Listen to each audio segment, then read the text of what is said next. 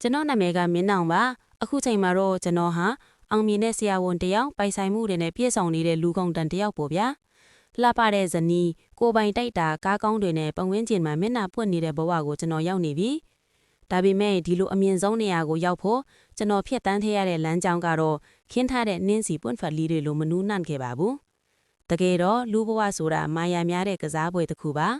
ါဒီကစားပွဲမှာကိုကမလဲရဲမနှုံရဲနိုင်ပွဲရဖို့မလွယ်သလိုတခြားသူတွေရဲ့နင်းချေတာကိုခံရတတ်ပါတယ်ကျွန်တော်ဘဝကတကယ်ကိုတုံညကနေစော့ခဲ့တာပါကျွန်တော်ငငယ်ကအမေကကုံစိမ်းရမ်းပြီးကျွန်တော်ကို10နိုင်ထိပင်ပင်ပန်းပန်းကြောင်းထားပြီးခဲ့တာအမေရဲ့တူဒီသောဆန္ဒကကျွန်တော်ကိုဆရာဝန်တယောက်ဖြစ်စေချင်တာပါဒါပေမဲ့ဝမ်းနဲ့စရာကောင်းတာကကျွန်တော်ဆရာဝန်ဖြစ်လာတဲ့အချိန်မှာတော့အမေမရှိတော့ဘူးဗျာအဖေအကြောင်းကတော့ဖြိုးရရင်ရင်နာစရာပါပဲအဖေဟာဖခင်တာဝန်လင်းယောက်ျားတာဝန်ကိုတခါမှမကြည်ဘူးခဲ့တဲ့သူပါအရက်နဲ့မိမကိစ္စကခွဲရင်ဘာမှမသိတဲ့အပြင်အမေစီကအရက်ဖိုးတောင်းလို့မရရင်နှိပ်စက်တတ်သေးတယ်ကျွန်တော်10တန်းအောင်တဲ့နှစ်မှာပဲအကိုရအမေကကျွန်တော်တို့ကိုထားသွားခဲ့တယ်အမောင်ထဲမှာလမ်းပြောက်ခဲ့ရတဲ့အချိန်တွေပေါ့အဖေကအကိုမရတဲ့အပြင်အရက်ဖိုးပါရှာပေးနေရတော့10တန်းမှာအမတ်တွေဘလောက်ကောင်းကောင်းចောင်းဆက်တက်ဖို့မပြောနဲ့ထမင်းစားဖို့တော့ခက်ခဲခဲ့ရတယ်ဆွေမျိုးဆိုတာကလည်းအမေရှိတုန်းကတော့မလာတာအခုလိုအချိန်မှာတော့ဝေးရောပေါ့နောက်ဆုံးတော့ဝိုင်းရီအသက်အိမ်ဘေးကတီဟာတို့ညီအကိုတွေနဲ့အတူရုပ်ရှင်ရုံတွေပူတာတွေမှာဆေးလိပ်တူဘေဒုတ်တို့လိုက်ရောင်းခဲ့ရလေပန်းရန်လက်သမားဝရီစော်တဲ့အလုပ်တွေလည်းလုပ်ခဲ့ဘူးပေမဲ့ကျွန်တော်အတွက်အဆင်မပြေခဲ့ဘူးနောက်ပိုင်းတော့တီဟာနဲ့အတူမနက်ပိုင်းကွမ်းရလက်ရောင်းညဘက်မြို့လဲမှာပြောင်းပူးပြိုနဲ့မုံခတ်ထုတွေလက်ရောင်းရင်းဘဝကိုရုန်းကန်ခဲ့ရပါတယ်ကွမ်းရရောင်းတဲ့အလုပ်ကပင်ပန်းပေမဲ့လည်းအဖေအတွက်ရက်ဖိုးနဲ့ကျွန်တော်ဝမ်းရေးကတော့အဆင်ပြေစေခဲ့ပါတယ်အဖေကတော့သားသမီးစကားနားမထောင်တော့ပဲအရက်ထဲမှာပဲနစ်မောနေခဲ့တယ်ဒီလိုနဲ့နှစ်လောက်ကြောင်းနာပြီးဈေးရောက်နေရတဲ့အချိန်မှာအလွာဆုံးလူမျိုးစုံနဲ့ဆက်ဆံခဲ့ရပါတယ်ကျွန်တော်ရဲ့ဖောက်တီတွေထဲမှာတာမန်အလုပ်သမားတွေကနေဆရာဝန်အင်ဂျင်နီယာတွေအထိပါသလိုလမ်းဘေးကလူမိုက်တွေနဲ့အမောင်လောကကလူတွေလည်းပါတာဟောအားလုံးကိုပြုံးပြုံးရွှင်ရွှင်နဲ့တန်းတူဆက်ဆံတတ်တဲ့ကျွန်တော်စီကိုတနေ့မှာတော့အမောင်လောကကပွဲစားသူဖြစ်တဲ့ကိုကျော်ထရောက်လာပါတယ်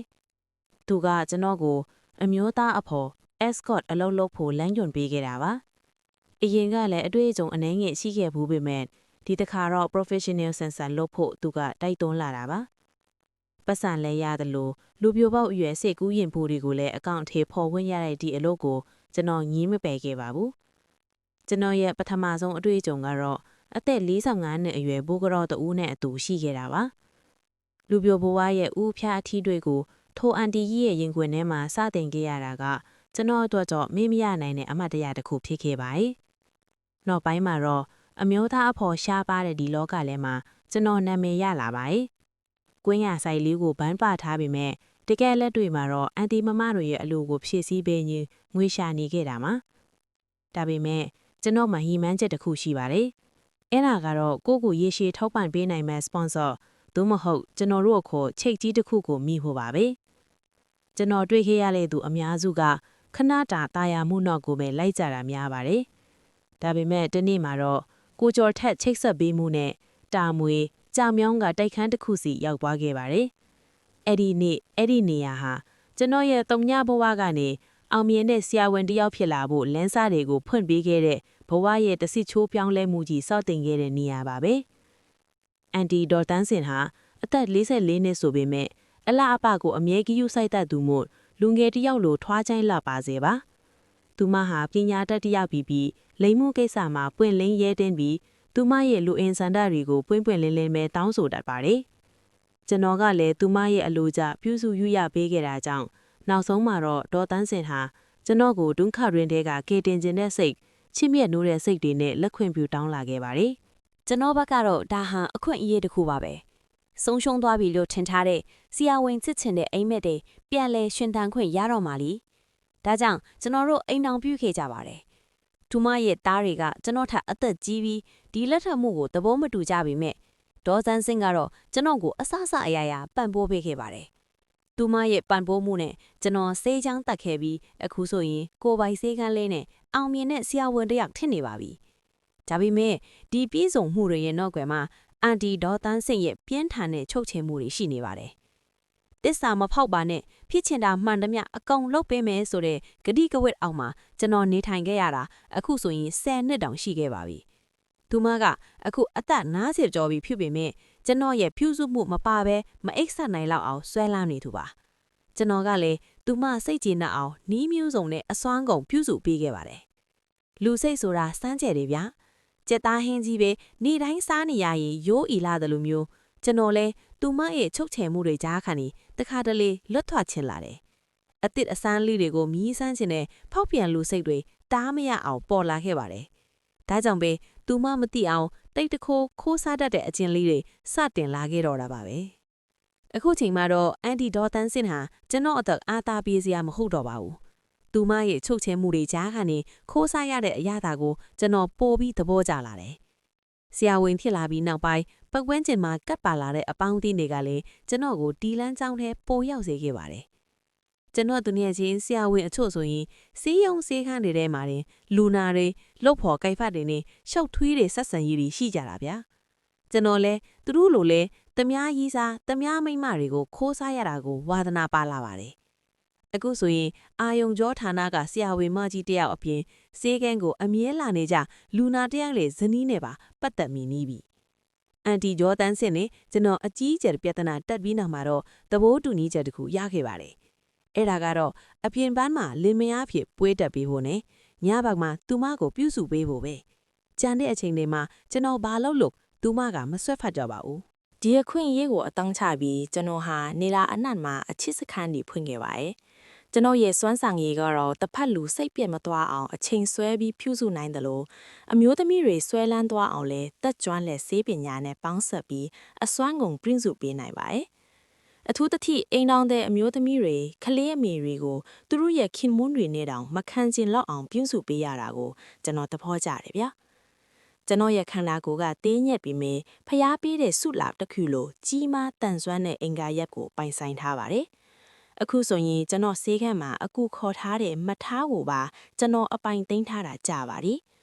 မထားလားအိမ်တောင်ရှိအမျိုးသမီးတယောက်ဖြစ်ပေမဲ့ကျွန်တော်နဲ့ဆေးခန်းမှာနီးနီးကိုက်ကရှိနေရတော့စီးယုံရတာတိတ်မခတ်ပါဘူးတညမှာတော့ဆေးခန်းပိတ်ခါနီးအချိန်မှာနီးမကောင်းတာစစ်ပေးမယ်ဆိုတဲ့အကြောင်းပြချက်နဲ့မထားကိုကုတင်ပေါ်တင်လိုက်ပါတယ်သူမကလည်းအစကတည်းကကျွန်တော်ရဲ့အပြုစုတွေကိုလိုလားနေသူပြီးနိယောင်ကြားတဲ့ပိုကောင်းအောင်ပြုစုပေးမယ်ဆိုရဲကျွန်တော်ရဲ့စကားအောက်မှာငိမ့်သက်သွားခဲ့ပါတယ်။အဲ့ဒီညကစပြီးဆေးခန်းထဲကလူနာကုတင်လေးဟာကျွန်တော်နဲ့မထားတို့ရဲ့လျှို့ဝှက်ဖြောစခန်းလေးဖြစ်လာခဲ့တော့တယ်ဗျာ။ကျွန်တော်ဆေးခန်းကမထားကတော့အစကတည်းကကျွန်တော်ကိုသဘောကျနေသူပြီးဆေးခန်းမှာလူပါတဲ့အချိန်တိုင်းကျွန်တော်ရဲ့အလိုအလိုက်တင်ဖြည့်ဆည်းပေးတတ်ပါတယ်။အသက်30ကျော်အရွယ်ရောက်အမျိုးသမီးတယောက်ရဲ့ဆွဲဆောင်မှုတွေကကျွန်တော်အတွက်တော့တကယ့်ကိုအားသားပြေးစေရပါပဲ။သူမရဲ့ခင်မွန်းကခရီးခဏထွက်တတ်သူမို့တခါတလေသူမတို့အိမ်အထိပါသွားပြီးကျွန်တော်တို့ရဲ့လျှို့ဝှက်အချစ်စခန်းကိုဖွင့်ပြကြပါတယ်။ဒါပေမဲ့ကျွန်တော်ရဲ့နောက်ထပ်ပြစ်မှတ်တစ်ခုကတော့လေးဖြတ်နေတဲ့လူနာကိုတင်မြရဲ့ဇနီးမခင်စိန်ပါ။ကိုတင်မြကကျမ်းမာရေးချူချာတော့ကျွန်တော်ကအိမ်တိုင်ရရောက်ဆေးကူပေးရေးမခင်စိန်နဲ့ရင်းနှီးခွင့်ရခဲ့တာပါ။မခင်စိန်ကအသက်30ကျော်ကလေး3ယောက်အမည်ဆိုပေမဲ့သူမရဲ့ခန္ဓာကိုယ်အချိုးအစားကတော့တကယ့်ကိုမော်ဒယ်တယောက်လိုဆွဲဆောင်မှုရှိလွန်းပါတယ်။အထူးသဖြင့်ကလေးငယ်လေးကိုနှိုးတိုက်နေရတဲ့သူမရဲ့ရင်သားအစုံကကျွန်တော်ရဲ့ကာမစိတ်တွေကိုအမြဲတမ်းနှိုးဆော်နေသလိုပါတယ်။ကျွန်တော်ကလည်းအကြံသမားပြီးမခင်စိန်နဲ့ယဉ်နီးအောင်နီးမျိုးစုံနဲ့စူးစမ်းခဲ့ပါတယ်။3ရက်ချားတခါကိုတင်မြကိုဆေးစီပေးဖို့အကြောင်းကြချက်နဲ့သူမတို့အိမ်ကိုတွားတတ်တယ်လို့ကလေးတွေရဲ့ကြားမရေးကိုလည်းဂယုဆိုင်ပေးတဲ့ပုံစံမျိုးနဲ့ချင်းကပ်ခဲ့ပါတယ်။မခင်စိန်ကလည်းကျွန်တော်ရဲ့စိတ်ဝင်စားမှုကိုရိပ်မိပုံရပါတယ်။ကျွန်တော်ရှိမှပဲကလေးကိုပေါက်စည်းလန်တိုက်ပြတာမျိုးသူမရဲ့ကိုယ်လုံးအလှပေါ်လင်စေမဲ့အဝတ်အစားတွေဝစ်ဆင်ပြတာမျိုးတွေနဲ့ကျွန်တော်ကိုပြန်လဲဆွဲဆောင်လာခဲ့ပါတယ်။တနေ့မှာတော့ကိုတင်မြအနေမကောင်းလို့ဆေးသွားထိုးပေးရင်ကျွန်တော်တို့ကြားမှာပုံမနီးကက်တဲ့စကားတွေပြောဖိခဲ့ကြပါတယ်။ကိုတင်မြကိုဆေးထိုးပေးပြီးအပြန်မခင်စင်ကကျွန်တော်ကိုထမင်းစားဖို့ဖိတ်ခေါ်ခဲ့ပါတယ်။ထမင်းစားနေရင်သူမကသူမရဲ့ဘဝအမောတွေကိုယင်ဖွက်လာပါတယ်။ကိုတင်မြကကျမ်းမာရေးကောင်းတုန်းကလည်းအိမ်တော်ဦးစီးတာဝန်မကျေခဲ့ဘူးဆရာတဲ့။အခုတော့ကျမကပဲအဆက်ဆက်အရာရာရုံးကနေရတာဟုသူမကဆိုသည်။ သူမပြောချင်တဲ့အတိတ်ပဲကတော့သူမရဲ့အမျိုးသားစီကနေရတင်ရထိုက်တဲ့နှွေးထွေးမှုနဲ့အလိုရမှတ်တွေကိုမရရှိခဲ့တာကြာဒီဆိုတဲ့သဘောပါပဲကျွန်တော်ကလည်းသူမကိုအားပေးစကားတွေဖြိုးပေးနေပေမဲ့မခင်စင်ကတော့ကျွန်တော်စကားကိုကြွမဆိုင်တော့ပဲသူမရဲ့သမီးလေးကိုကျွန်တော်ရှေ့မှာတင်ပေါက်စီးလန်တိုက်ရင်သူမရဲ့ဆွဲဆောင်မှုတွေကိုထုတ်ပြနေပါတော့တယ်အဲကန်ကစက်တီကုံပေါ်မှာကျွန်တော်နဲ့မခင်စင်တို့ဘေးချင်းကက်လျက်ထိုင်နေကြပါတယ်သူမကခလေးကိုနှိုးတိုက်ရင်တစ်ဖက်ကရင်သားကိုပါအကိုင်းသားဖော်ထားတာကြောင့်ကျွန်တော်ရဲ့စိတ်အာယုံတွေကသူမရဲ့ရင်အုံမို့မို့တွေစီမှာပဲရောက်နေတော့တာပေါ့မခင်စင်ကလည်းသူမရဲ့မာယာနဲ့သမီးနိုးစုနော်မစုညင်ဦးဦးကလူးစုမားတဲ့ဆိုပြီးကျွန်တော်ကိုပါစားနောက်လာပါတော့လေကျွန်တော်လည်းအခွင့်အရေးကိုလက်လွတ်မခံပဲဦးဦးတကယ်စုမာနော်ဆိုပြီးရေမောရင်းပြန်ဖြောလိုက်မိပါတယ်ခလေးကအိတ်ချင်ဒီပုံရလို့သူမကိုခလေးသွားသိပ်ဖို့အကြံပေးရင်ကျွန်တော်ရဲ့အကြံအစီကိုစေးပညာနဲ့ပေါင်းဆက်ပြီးဆွတ်တင်လိုက်ပါတယ်အမခလေးကိုဒီတိုင်းပေါက်စီလန်တိုက်လို့မရဘူးဗျာခလေးတွေနှာဆေးချောင်းဆိုတာဟာမိခင်ရဲ့ရင်သားတန့်ရှင်းမှုမရှိတာကြောင့်လဲပါတယ်ဒါကြောင့်နိုးမတိုက်ချင်ရင်သားကိုတေချာတန့်ရှင်းရေးလို့ပေးရတယ်ဟုကျွန်တော်ကဆရာဝန်ပြီးဖောလိုက်ပါတယ်မခင်စင်ကကျွန်တော်ကိုနားမလေသလိုစိုက်ကြည့်နေကြပါမယ်အမရဲ့ရင်သားကိုကျွန်တော်တေချာဆေးကြောတန့်ရှင်းပေးရမလားဟုတဲ့တဲ့ကြီးမေးလိုက်မိသည်သူမသည်ခဏတာတုံဆိုင်သွားတော့လဲနောက်ဆုံးမှာတော့ဘာမှမပြောဘဲခေါင်းငိပြရှာပါတယ်သူမကိုယ်တိုင်လည်းကျွန်တော်ရဲ့အထီးတွေကိုလိုလားနေပြီဆိုတာသိတာလာပါတယ်ကျွန်တော်ကထပ်လောင်းပြီးအမရဲ့ပေါက်စီတွေကကြည့်ရတာနှုတ်ထွက်တာကြားနေသလိုပဲဒါကူလဲကျွန်တော်တေချာဆန်းသက်ပေးမင်းဟုအကြံနဲ့ပြောလိုက်သည့်အခါမခင်စင်ကကျွန်တော်ရဲ့ကွင်းထက်ကိုအပိုင်ဝင်လာပါတော့တယ်ဟုတ်ဆရာဘလို့လုပ်ရမလဲဆရာပဲလုပ်ပေးပါလားဟုသူမကရမတ်ခိုးဝေနေတော့မျက်လုံးများဖြင့်ပြန်ပြောလာတယ်ကျွန်တော်လည်းမခင်စင်ကိုခလီးသွားတိတ်ခိုင်းပြီးရေတပုံးနဲ့အဝတ်ဖြူတဲ့ယူလာခိုင်းလိုက်ပါတယ်သူမအနားမှာပြန်ထိုင်လာတဲ့အခါအကြီးကိုလှန်လိုက်ပါဟုခက်တီတီပဲပြောလိုက်မိသည်မခင်စင်ကတော့ပြုံးစီစီနဲ့ကျွန်တော်ကိုကြည့်နေရင်သူမရဲ့အကြီးချက်တီးတွေကိုတစ်ခုချင်းဖြုတ်နေပါတော့တယ်နှစ်ယောက်သားအကြည့်ချင်းစုံပြီးအသေးပဲပါပြုံးမိကြရင်အေးမြတဲ့ရေစက်တွေကြားမှာပူလောင်လာတဲ့အချစ်ဇလန်းကိုစတင်ဖို့ပြင်ဆင်လိုက်ကြတော့တယ်အမမရဲလေလေအင်ကြီးကိုလေဘင်းနာအထီတီချလှန်တင်ထားပေးပါကျွန်တော်ရဲ့စကားအဆုံးမှာမခင်စင်ကရှက်ပြုံးလေးပြုံးရင်အင်ကြီးကိုလှန်တင်ပေးလိုက်ပါတယ်ထို့အခါသူမရဲ့ဖြူဝင်းထွားကြိုက်လာတဲ့ရင်သားအစုံကရုံးကြထွတ်ပေါ်လာပြီးနို့သီးခေါင်လေးတွေမှာတော့ခလီးဆုထားတဲ့အည်ကြီးလေးတွေဆူဆွတ်နေပါတယ်ကျွန်တော်ကတော့စိတ်ကိုအတက်နိုင်ဆုံးထိန်းချုပ်ရင်းရေဆိုဝလီနဲ့သူမရဲ့ရင်သားတွေကိုအသာအရာပုတ်တက်တန့်ရှင်းပေးနေမိပါတယ်တကယ်တော့ဒါဟာသူမရဲ့ပေါက်စီတွေကိုထိတွေ့ချင်းလို့ဖန်တီးလိုက်တဲ့ခွင်တစ်ခုပါပဲဝေလေးနဲ့ပုတ်ပေးနေရင်ကနေကြမ်းတဲ့တစ်ဖက်ကိုလက်နဲ့အသားရဆုပ်ကိုင်းတဲ့အခါမခင်စင်ဟာတစ်ချက်မြော့တုံသွားပြီးမျက်နှာလေးလွှဲသွားရှာပါတယ်ဒါပေမဲ့သူမတားမြစ်ခြင်းမရှိပါဘူးမျက်လုံးလေးတွေကိုစင်းနေအောင်ပိတ်ထားရင်ကျွန်တော်ရဲ့အထီးတွေကိုဇိမ်ခံနေပုံရပါတယ်ကျွန်တော်ကနောက်တစ်ဆင့်အနေနဲ့ရေဆိုနီးလပေါက်စီတွေကို၆သွေးတဲ့အဝတ်နဲ့တုပ်ပေးရင်အားရပါရနေသေးလိုက်ပါတယ်အာအင်း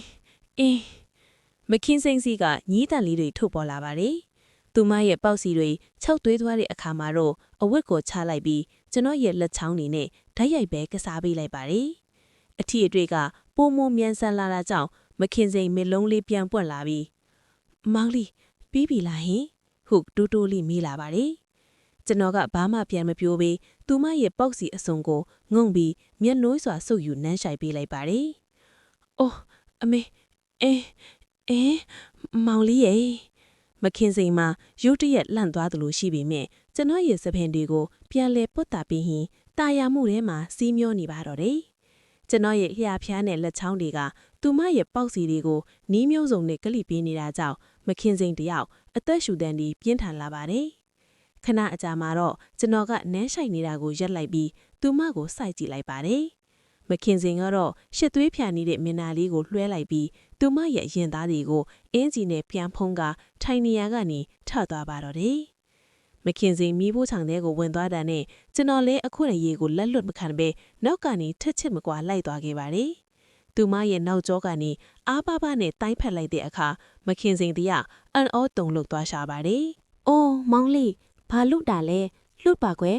အမကအိမ်တော်တဲ့ကလေးရမေပါဟုသူမကဆိုသည်ဒါပေမဲ့သူမရဲ့ညင်းဆန်မှုတွေကလေထန်မြတာပါကျွန်တော်ကသူမရဲ့လေပင်သားလေးတွေကို နှွေးထွေးစွာနမ်းရှာရင်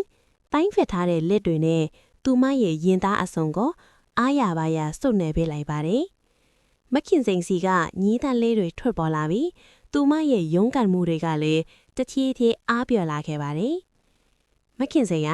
ကျွန်တော်အမကိုချစ်နေတာကြားပါပြီ။ဘသူကမှဂယုမဆိုင်ဘူး။အမကိုစိတ်ချမ်းသာအောင်ထားပေးနိုင်ပါတယ်။ဟုကျွန်တော်ကသူမရဲ့အားနေချက်ကိုပရိယေတွေဝတ်စွာနဲ့တိုက်စစ်ဆင်းလိုက်ပါတယ်။ကျွန်တော်ရဲ့အပြောအဆိုနဲ့အပြုစုတွေအောင်မှာ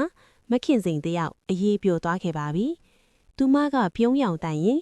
ခဏလွတ်ပါအောင်အထက်ရှူချက်လို့ပါအမလည်းမောင်လေးကိုချစ်ပါတယ်အခန်းထဲသွားရအောင်လीနော်ဟုတိုးတိုးလေးဆိုရှာတယ်ဒါပေမဲ့ကျွန်တော်ကတော့အခန်းထဲအထိမဆောင်နိုင်တော့ပါဘူးသူမကိုပကံစည်းလက်ဘေးစင်ပေါင်ကိုကင်ခိုင်းပြီးအနောက်ကနေကုန်းခိုင်းလိုက်ပါလေမီးဖို့ကြောင်ထဲမှာပဲအမတ်တရအချစ်စခန်းဖွင့်ကျင်တာကြောင့်သူမကိုနားချလိုက်တဲ့အခါမခင်စိန်ကလည်းသဘောတူစွာနဲ့ခေါင်းညင်ပြပါတယ်ဒီကိစ္စကိုဘယ်သူမှမသိပါစေနဲ့နော်မောင်လေးမခင်စိန်ရဲ့တိုးတိတ်တဲ့တောင်းဆိုမှုကိုဂရီပေးလိုက်ရင်ကျွန်တော်လည်းဝစ်စင်ထားတဲ့ဘောင်းဘီကိုချွတ်ချလိုက်ပါတယ်မိဖို့ကြောင့်တည်းကတိတ်ဆိတ်မှုကြားမှာကျွန်တော်တို့နှစ်ဦးရဲ့ပြင်းပြတဲ့ဆန္ဒတွေကတဟုန်တိုးမြင့်တက်လာပြီးတားမြစ်ထားတဲ့အချစ်တွေကိုအစပြုဖို့အစင်သင့်ဖြစ်နေပါတော့တယ်ကျွန်တော်ဟာအသင့်ဖြစ်အောင်ပြင်ဆင်လိုက်ပြီးနောက်ဘေးစင်ပေါင်းကိုကိုင်းခါအနောက်ဘက်ကနေကုန်းပေးထားတဲ့မခင်စိန်ရဲ့သမီးကိုအသားအရလှန်တင်လိုက်ပါတယ်။ဖြူဖွေးလုံးဝနေတဲ့တိမ်ပါသားတွေကိုမြင်လိုက်ရတာနဲ့ကျွန်တော်ရဲ့စိတ်အာရုံတွေကအထိန်ကွင်မစေနိုးချလာခဲ့ပါပြီ။ကျွန်တော်ဟာမခင်စိန်ကိုမပြုစုခင်ပါပဲသူမရဲ့တောင်တင်းလှပတဲ့တိမ်ပါသားတွေနဲ့နူးညံ့တဲ့အစိတ်အပိုင်တွေကိုနှွေးထွေးစွာနမ်းရှိုက်ပေးလိုက်ပါတယ်မခင်စိန်စီကတိုးတိတ်တဲ့ညီးတန်လေးတွေထော်ပေါ်လာပါတယ်ကျွန်တော်ရဲ့လျှာဖျားနဲ့အပြုစုတွေကြောင့်မခင်စိန်တယောက်ကောင်းလွန်းလို့ငြိမ်ငြိမ်မနေနိုင်ပဲကိုလေးကော့တက်နေရှာပါတယ်တော်တော်ကြာကြာပြုစုပေးပြီးတဲ့နောက်မှာတော့ကျွန်တော်ဟာသူမရဲ့အနောက်ဖက်မှာအနေထားယူပြီးတန်မာလာတဲ့ကျွန်တော်ရဲ့အင်္ကာရက်ကိုသူမရဲ့နူးညံ့တဲ့အထဲသို့ဖြည်းဖြည်းချင်းထည့်သွင်းကခါးလေးကိုကင်ပြီးစီးကြံမှန်မှန်နဲ့စောင့်သွင်းပြုစုပေးလိုက်ပါတယ်အမေဖြည်းဖြည်းလေးလုပ်ပေးပါမောင်လေးရဲ့မခင်းစင်ရဲ့တောင်းဆိုမှုအတိုင်းအရှင်ကိုထိမ့်ပြီးပြုစုပေးနေရင်ကနေစိတ်တွေပုံမူပြင်းထန်လာတဲ့အခါသူမရဲ့အပေါ်အင်ဂျီနဲ့ရှင်ခံကိုလဲပင်အထိလန့်တင်းပေးလိုက်ပါတယ်လှုပ်ခါနေရဲ့သူမရဲ့ပေါက်စီးအစုံကိုစုပ်ကင်ရင်အားပါတဲ့စောင့်ဆောင်ပြီးပြုစုပေးလိုက်တဲ့အခါကောင်းလိုက်တာမောင်လေးရဲ့နနာလေးသာဆောင်ပေးပါဟုမခင်စင်ကအားရပါရပလန်လေးတုံ့ပြန်လာပါတယ်ကာမအရာတာကိုငတ်မွနေတဲ့မခင်စင်ဟာကျွန်တော်ရဲ့အပြုစုဒီအောင်မှာအတန်ပေါင်းစုံနဲ့ညီးတွားရင်းခန်းစားနေရှာပါတယ်။မိဖို့ကြောင့်တဲ့ကဘေးစင်ပေါင်ကိုကိုက်ပြီးကုန်းပေးထားတဲ့မခင်စင်ရဲ့လုံးဝနဲ့တင်ဖားတွေကိုကြည့်ရင်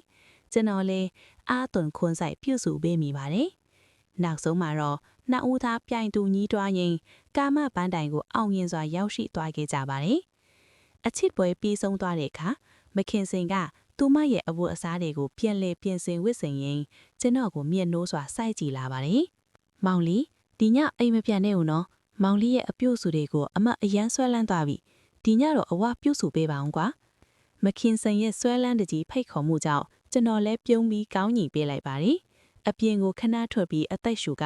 လျှို့ရက်ချက်တွေနဲ့ပြည့်နှံနေမဲ့ဒီညအတွက်ကျွန်တို့နှစ်ဦးထပ်မံပြင်ဆင်လိုက်ကြလိတော့တယ်။မခင်စင်ဟာကိုတင်မြအတွက်စားစရာတွေပြင်ဆင်ပေးပြီးနောက်ကျွန်တော်စီရောက်လာခဲ့ပါတယ်။ကျွန်တော်လည်းဒေါ်တန်းစင်စီကိုဒီညဖျံမအိတ်ဖီကြောင့် message ပို့ပြီးမခင်စိန်ရဲ့အိတ်ခမ်းထဲမှာတမီမေးဆန်နေမိပါတယ်။အိတ်ဖြိုနေကနေအောက်ပိုင်းမှာနှွေးထွေးဆိုးဆိုးတဲ့အထီးတွေကြောင့်နိုးလာတဲ့အခါမခင်စိန်ဟာအပေါ်ပိုင်းအဝတ်စားနေမရှိတော့ဘဲကျွန်တော်ရဲ့တန်မာမှုကိုအော်ရပါရငေါ့နေပြုစုပေးနေတာကိုတွေ့လိုက်ရပါတယ်။သူမကကျွန်တော်ကိုကြည့်ပြီးချိုးသားစွာပြုံပြပါတယ်။ကျွန်တော်လည်းသူမကိုပြုစုပေးကခတရက်ခိုင်ပြီးကျွန်တော်ရဲ့အပေါ်ကနေကြက်ထိုင်ခိုင်းလိုက်ပါတယ်။မခင်စင်ဟာကျွမ်းကျင်စွာနဲ့ပဲကျွန်တော်အပေါ်မှာနေရာယူပြီးစီးချက်မှန်မှန်နဲ့လှုပ်ရှားပါတော့တယ်။သူမရဲ့လှုပ်ခါနေတဲ့ပေါက်စီးအစုံကိုစုပ်ကန်ရင်ကျွန်တော်ကလည်းအောက်ကနေအလိုက်တင်ပြန်လဲပြုစုပေးမိပါတယ်။ကာမအရသာကိုတောင်းတနေတာကြားပြီးဖြစ်တဲ့မခင်စင်ဟာကျွန်တော်ရဲ့အပြုအစုဒီအောက်မှာတကယ်ကိုဖီတက်နေပုံရပါတယ်။ မောင်လေး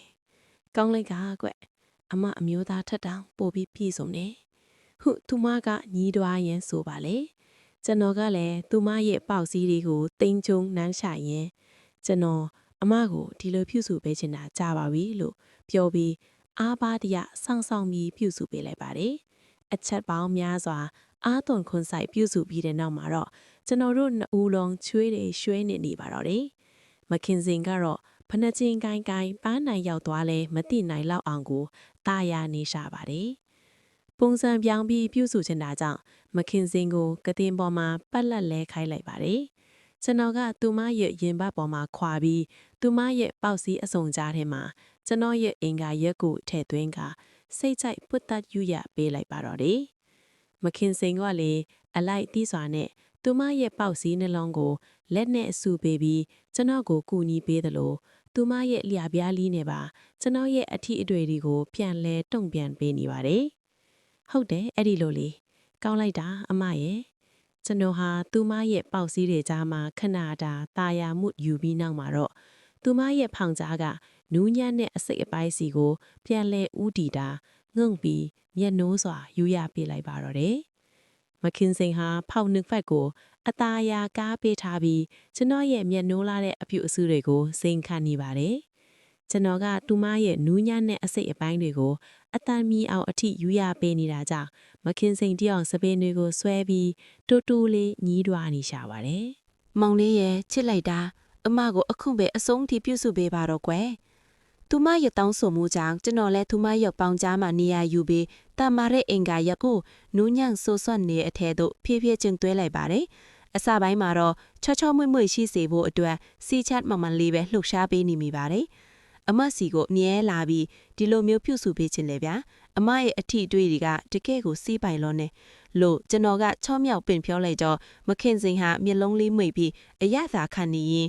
ကောင်းနေမောင်လေးရဲ့အမကိုမြညားလေးပြုစုပေးပါနော်လို့ပြန်ပြောလာပါတယ်ကျွန်တော်လည်းသူမရဲ့ကိုယ်ပေါ်ကိုမှောက်ချလိုက်ပြီးမျက်လုံးချင်းစုံကနတ်ဆိုင်တဲ့အနမ်းတွေကိုဖလှယ်လိုက်ကြပါတယ်